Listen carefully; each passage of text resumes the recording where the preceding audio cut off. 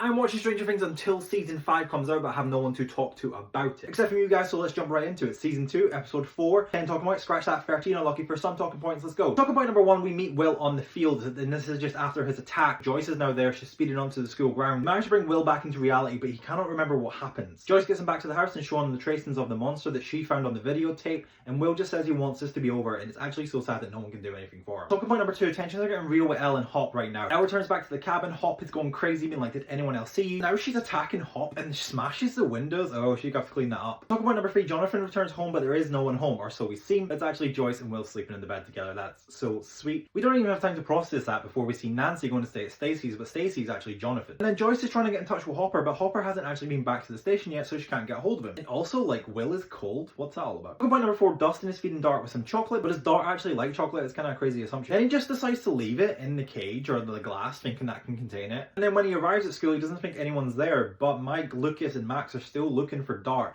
and they're searching the trash right now, but even though Dustin hid him. In Mr. Clark's class now, Mike expects Will to turn up, but Will is staying home, and then Will saying he likes it cold, he has to be cold. Talking point number 5, Hop is about to apologise to Elle, but then he changes his mind and just switches it up completely. But before we get into that, we're back to basketball with Billy and Steve. Billy ends up charging Steve, or maybe not, because he actually gives him some advice and says Steve was moving his feet, so he needs to plant them next time. But then why are they all in the shower together? I mean, this is a kind of a weird scene, but I mean, at least Steve gets some insight to what Nancy's up to right now. Speaking of Nancy and Jonathan, talking point number 6 is they are at a park and they know they're being watched. They gotta run. They're getting out of there. This man's creeping up behind them. They're in their car, won't start. But why is that guy tapping on the window? So creepy. Talking point number 7, Hopper arrives at Joyce's house, but why is the door wide open? It's freezing outside, but apparently Will needs it to be freezing. Like, he likes it cold. We get more insight, and Will doesn't need to think anymore. He just knows. He's got, like, now memories. Joyce tells him to use not words, but pictures. Talking point number 8, Elle tries to fix the TV, and then starts actually fixing the place. See, they didn't mean to yell at each other, but wait, hold up on that thought. Elle finds a secret hiding spot. What is in there? A box labelled Hawkins Lab. Great switch over in camera work, because it flips to Nancy and Jonathan in Hawkins Lab talking with Dr. Owen. Talking point number 9, Will is just drawing the same thing over and over again and making no sense of these pictures. Joyce makes sense of these pictures. Of course she does. And they see that they actually make tunnels and they're like vines. Talking point number 10, Lucas tries to speak to Max, but Max just kind of blows him off. And honestly, I understand. Billy ends up telling Max to stay away from guys like Lucas. Talking point number 11, Hopper goes to dig up the pumpkin patch. Elle is still going through all these files, sees all these different things, and sees Terry Ives, a file on Terry Ives. Talking point number 12, Mike shows up at Will's house.